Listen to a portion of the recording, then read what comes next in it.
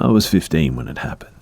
Single boy, parents worked abroad, had the whole house to myself at night, but occasionally had help by day, and high school had gotten tougher because I just experienced one of my worst heartbreaks ever, and every day was just really glum at the start of the third quarter.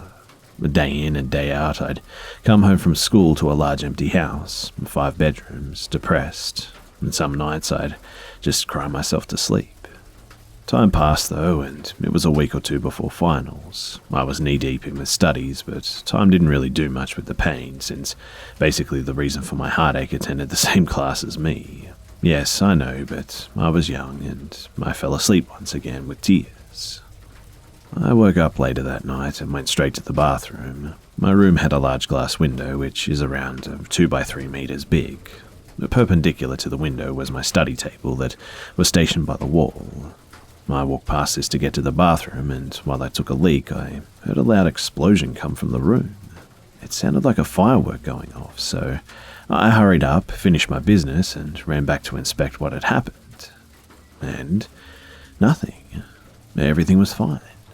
I glanced to the right to check if maybe the sound came from outside, but the window was closed, and had a firework from outside gone off? It should have sounded muffled, though, and it didn't. It was crisp and loud as hell. My computer was unplugged, and there was no smell of smoke, so my PSU or AVR exploding wasn't a possibility, and I just shook my head and thought that it was nothing. I got back onto the bed, and the moment my back hit the comforter, I felt multiple stabbing sensations on my back. I jumped out of panic and pulled my comforter up, and I saw just so many ball pens on my bed. There was a small mound of them with no caps on them. I was just really confused. How could there be ball pens there? No one could have placed them there while I was peeing. I mean, my house and yard were locked down and surrounded by 4-meter walls with spikes on the top. With some hesitation, I took the pens and placed them on my side table. Due note, too, is that my bed was beside my table. So I finished moving them, and I was still stunned. It took me a moment to realize that while I was sitting on my bed thinking, the air felt much colder, and I just felt uneasy. I decided maybe I was just not feeling well from all the crying, and so I just went back to sleep. But this time, I was sleeping on my right, facing away from the window and the table. Do you guys remember the sound that Windows XP makes when you turn on your PC? Well, I heard that familiar tune ring from my speakers a moment after I laid down. The weirdest thing, too, is that I knew my computer was unplugged. Yet, I could see from how much brighter the room got because the monitor was on and that blue light Windows has on its logon screen that it indeed was on. But not only that, I felt this insane cold spot on my feet. I wasn't looking anywhere at this point. I just kept my eyes straight at my wardrobe. The room was already cold, but my feet just felt like something freezing was touching them. I tried to turn my head a little, and from my peripheral vision, I saw it. I couldn't see all of it, but it was tall, faint, and white. And worst of all, I knew it was staring at me, even if I couldn't see whatever face it had. I bolted out of my room and ran all the way to my parents' room. It was on the other end of the house, and I just sat there on their bed just panicking. I mean, what the hell just happened? Well, what the hell was that? I felt safe there because it was full of rosaries and a figurine of Jesus. When, out of nowhere, I heard faint and slow kind of knocks, the type you hear in movies from wooden walls. And one after the other, the knocks grew louder and louder until they stopped and the door swung open. I couldn't see anything or anyone, but I felt like someone was just staring at me. I turned on all the lights and the TV, and I just sat on the very back of the bed. But nothing happened, and I just stayed like that until morning. I went back to my room when the clock outside sang its 6 a.m. song, and the computer, it wasn't unplugged anymore. My speakers were, though, which was weird because my speakers were the only thing plugged in before. At this point, I knew something wrong happened last night, but I had to get ready for school, so I just went to the bathroom. But the moment I enter, I see my toothbrush just sitting in the middle of the bathroom. This freaked me out, and so I decided to use my parents' shower instead, only going to grab my clothes. I got to school and told my friends, but I ended up just getting laughed at. I got home, usual 5 p.m, and I tried to go about the rest of the day like normal. I thought perhaps I was just hallucinating a little bit from being alone for so long or something. So I fell asleep and I woke up to the same freezing feeling, and I knew then that someone was looking at me. I knew, and I could just tell, and the worst part of it was that I read my clock when I ran out of the room, and it was 3 a.m. And this just kept happening every night, but I realized something. I would only wake up at 3 a.m. when I slept in my room. Whenever I would sleep in my parents' room, I was completely fine. Woke up the usual 5:30. No cold, no scary feeling, nothing. And so I decided to spend the remainder of the school year not sleeping in my room. Summer came and I travelled to my sister's house, which was 2 cities away. Spent 2/3 of my summer months just trying to forget my heartache, but most of all my room, and went home and tried to sleep in my room on the first night back, but it was to no avail. I still woke up at 3, but this time I was actually having difficulty breathing. The next day, I tried to walk around the neighbourhood to look for answers, passed by one of the houses and saw one of my mum's friends, along with others, hanging out by their porch, told them what happened, and most of them were just speechless, except for 2 of them, and they told me this. They asked me, "Were you incredibly angry or bothered or sad these past months?" And I answered yes, and told them that I was still nurturing a heartache. One of them nodded at me and continued and said, "Then something followed you home. It must have been attracted to your negative energy, like a cloud around you. Your room must have been drenched in all that sadness, and so it stayed there and made its lair there." And this honestly really scared me.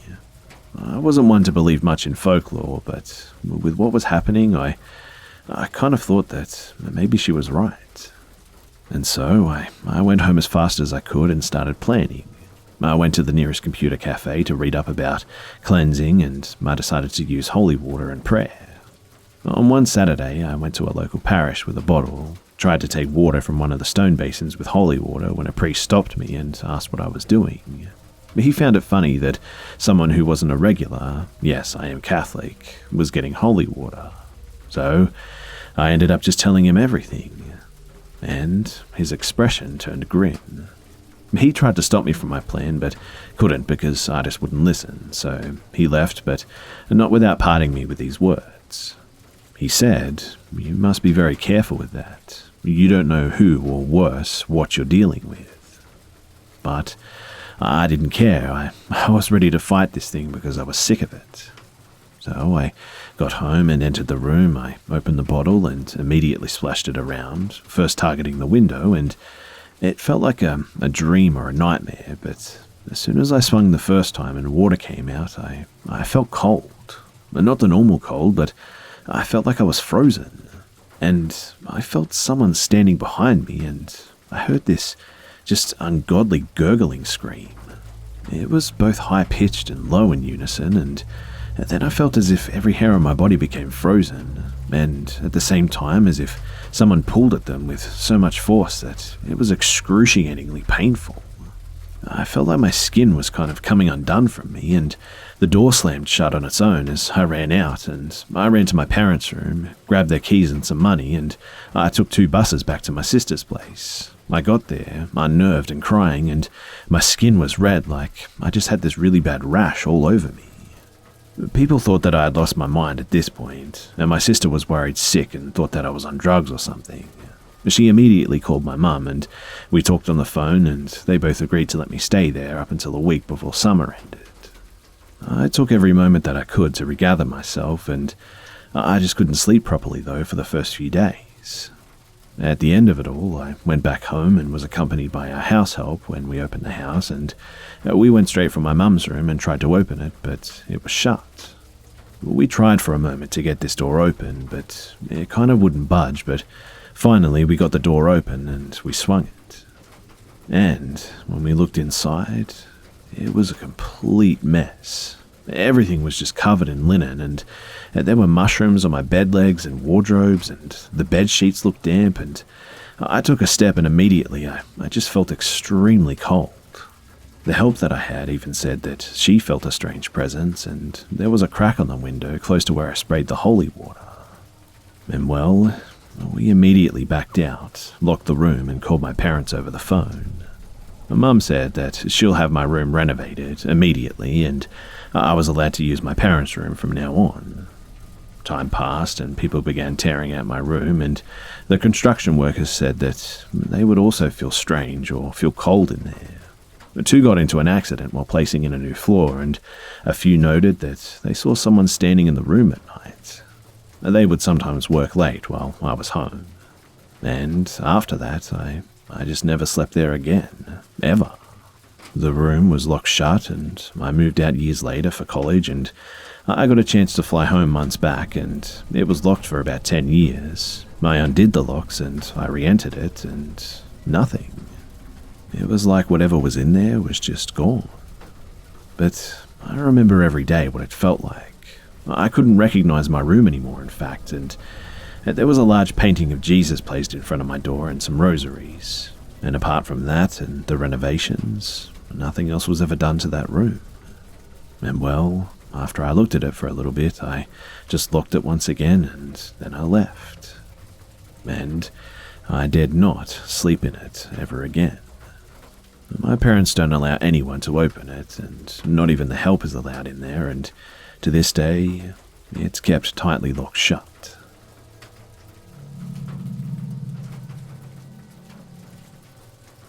So, it was late on Thursday night, well after midnight, and I was up finishing up an assignment. I was flipping between my assignment and chatting to some friends on MSN Messenger. Those were the days, right guys? And I heard someone outside talking to our dogs like they knew them. We had a border collie and a cattle dog, both super protective, and I thought to myself, who would be coming into my house at 12 o'clock at night? And then the penny dropped. I quickly sent off a message to a friend that I was chatting to, saying, I think someone's trying to break into my house. Now, I live in a small town, and the house that this happened in was at the very top of a ridiculously steep hill. We never got foot traffic because of just how awful it was to walk up. We never locked the back door, and in summer, which it was at this point, we just left it open to catch the breeze. Plus, with the two dogs, no one was ever game to try and get in anyway. So I've just sent the message off, and I hear the familiar creak of the gate swinging open, and then the click of it shutting, and footsteps walking in through the laundry. And at this point, my blood runs cold. I'm stuck in my chair trying to figure out what I'm about to meet, and the footsteps get closer, and there's this really large man slumping up against the doorframe. I think that he's potentially drunk or something. I wasn't sure, and I blurt out at him, "Who the hell are you?" He starts using the furniture to walk closer to me as he isn't very steady. How the hell he got up the hill and up the concrete stairs and to this point is beyond me. But I say, "What the hell are you doing in my house?" trying not to panic. Thankfully, the furniture ends before he can get to me. He walks backwards and he sits down on the couch. He mumbles to me over and over, "I'm just going to sit down here," and I'm trying to figure out what the heck to do next. My phone isn't close by, and my parents are asleep up the hallway, and I have to walk near him to get there. My younger sister is in the room closest to him, asleep, and no one knows what's happening. I'm not game to turn my back on him and message my friend again, and I'm also dressed in just underwear and a tank top, no bra. I stand up and say, "I'm just going to go to bed now," and as I stand up, he realizes how I'm dressed. He also stands up and says, "My, you look good, don't you?" and starts to get closer. And it was at this point that I bolted through to the kitchen, up the hallway, and fling myself on top of my dad, yelling about the drunk in the house. I don't think I've ever run so fast or screamed that loud, and my parents finally register what's happening. Dad gets up, and this man is halfway up the hallway, having followed me, and now, my father is very tall, and he's a really hairy guy. He also had a penchant for dyeing his hair and mustache and chest hair purple, and he was sleeping in only his underwear. So this creepy, somewhat drunk or high or something guy now has a tall, angry, hairy, mostly naked purple man yelling to get out of his house. And at this point, he sprints out of the house and down the hill. And at this point, he sprints out of the house and straight down the hill. My mum was on the phone to the police, and our next-door neighbours had heard my dad roaring, and they also called the cops, and my best friend lived in that house, and she came out and comforted me. Her dad, who was over 6 foot and built like a brick house, came over and sat in the front yard until the cops turned up. 4 cops arrived. It must have been a slow night. 2 marked cars, undercover detectives, and the dog squad, and my street looked like a disco party at this point. They eventually caught him, and he was charged with drunk and disorderly and trespassing or something, and I saw my friend, the one I'd messaged the next day, and explained everything. He thought that I was joking at the time, which is good to know because if there's a next time, I'm not going to message him. To this day, though, I'm not sold on him being truly drunk or intoxicated. It was a Thursday, and he seemed too coherent in places, and being able to get where he was, you couldn't do that plastered. Also, having the ability to talk the dogs down like that was a bit strange. But we didn't live near any pubs, and so he had to live nearby, and I would walk to school every day, so maybe he'd seen me then. And it wasn't long after that someone in our neighbourhood had found out that a pedophile had been relocated to our neighbourhood. So, who knows? Was it him, or was it just a rumour? I've never forgotten that night, or the fear even, and there's always the what-ifs, like if I'd been the only one home, or what if he'd gotten a hold of me. It always makes me shudder.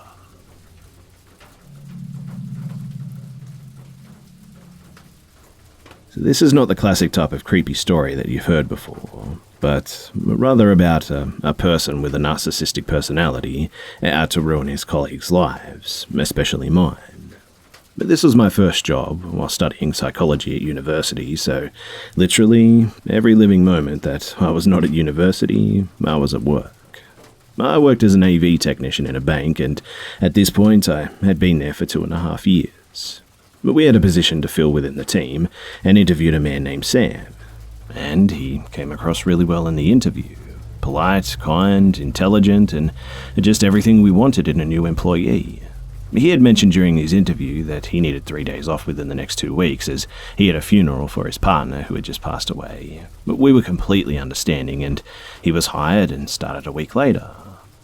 I was put in charge of training the gentleman, which I greeted with pleasure as he was such a character to be around. He was an outgoing personality, and the way he came across instantly became a telltale sign that he was a homosexual. And sure enough, a few days after we knew him, he came out to us as well.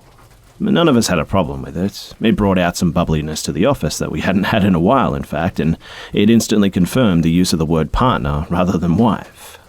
A couple of us thought that it was weird that he trusted us enough so quickly to tell us something so personal, but oh well, there was no harm in it. I felt like we got on like a house on fire, and we were constantly chatting while training, and there were no signs to suggest that he didn't like me. That was until I was pulled into the office by my account manager, an assistant account manager, who then proceeded to tell me that he'd made a formal complaint about me. They proceed to explain that he thinks that I'm ignorant towards him and that, as his trainee supervisor, I should be more willing to assist him in his training with questions or any issues that he may have.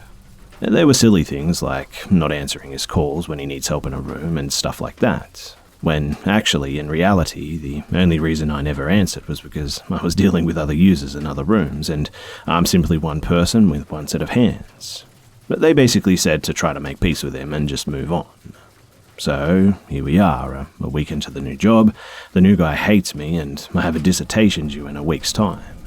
This week was the week of his partner's funeral, and he was meant to be in on Monday and Friday. We had already agreed that Friday he would be in on an early shift in the main building, as I, with the other early shift technician, needed to go to the other building to deal with a VIP client. 30 minutes into the early shift, and I get a call from the reception of the main building saying that he hasn't turned up. I'm halfway across the city with no hope of getting back to the office anytime soon, and I've lost the plot on the phone to my team lead, who also didn't know he hadn't turned up. He never came in that day and caused just a ton of issues in our main building.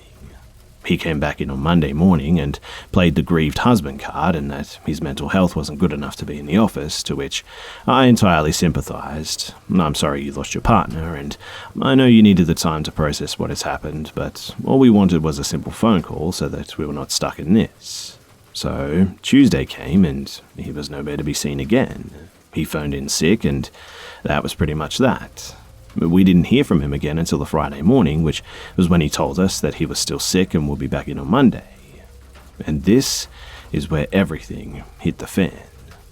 So I'm on holiday the following week, which just leaves 2 technicians in the building, one early and one late, and he quits and files a formal complaint about the department to the manager director of the bank.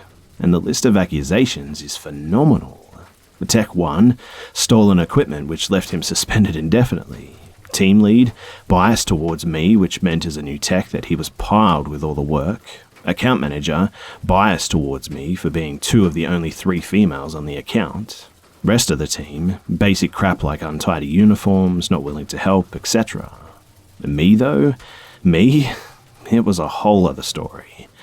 An untidy uniform, not wearing the correct shoes, constantly on their phone, playing games in the office, watching YouTube videos, ignorant to her work, not willing to train me as the new tech. He even had the balls to call me an alcoholic, drinking on the job. And not only was he full of crap, but he was jeopardizing my career at this point. And for what? Some attention? Well, I wasn't having any of it. I rallied the troops and we formed a united front, and literally everyone was on my side. At this point, bear in mind, I was a 22-year-old woman looking to find her feet and make a career for myself. And this went on for 6 full months. 6 whole months we spent being questioned, being investigated, and collecting evidence together to try and prove what he said was just complete crap. I was summoned by HR for questioning, and I was petrified. I answered all the questions, and so did my colleagues, and they found that he was essentially full of crap and just looking for some compensation. And, to my surprise, we Googled his name. And there he was, accused of stealing secrets from the police about the protection of the royal families on their formal outings, which he sold for £20,000. To this day, I don't even know if anything he said to me was true. But did his partner really die, or was he just pulling a fast one? I honestly have no clue. And I guess that's the creepy part about this story. We had no idea, and basically still have no idea, who this maniac was.